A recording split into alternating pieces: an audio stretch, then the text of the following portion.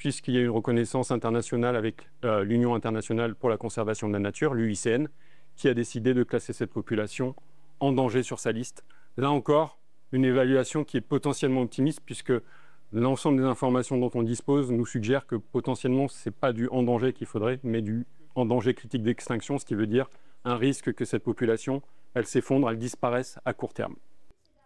Classé en danger critique d'extinction depuis 2022 au pays, le dugong doit être protégé.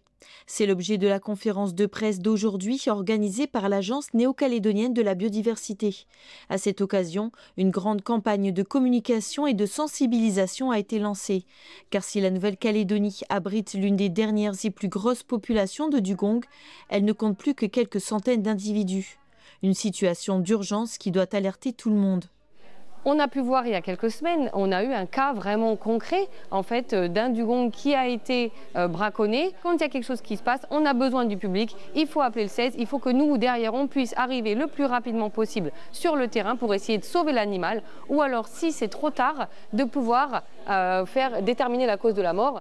Depuis 2010, un plan d'action dugong a été mis en place à l'initiative des provinces et repris en 2017 par l'Agence néo-calédonienne de la biodiversité afin de poursuivre les efforts.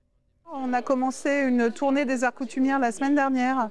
Alors on a commencé par le nord, par l'aire Haute-Mawap, où on a été particulièrement bien reçus, pour présenter toutes ces informations, les outils, pour leur demander de s'impliquer auprès de nous. Et c'est maintenant ou jamais.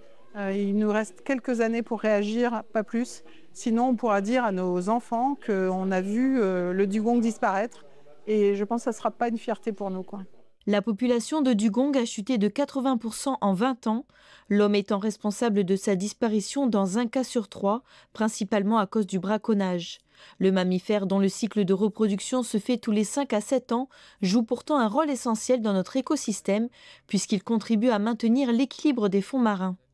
Le prochain recensement de la population de dugong est prévu l'année prochaine.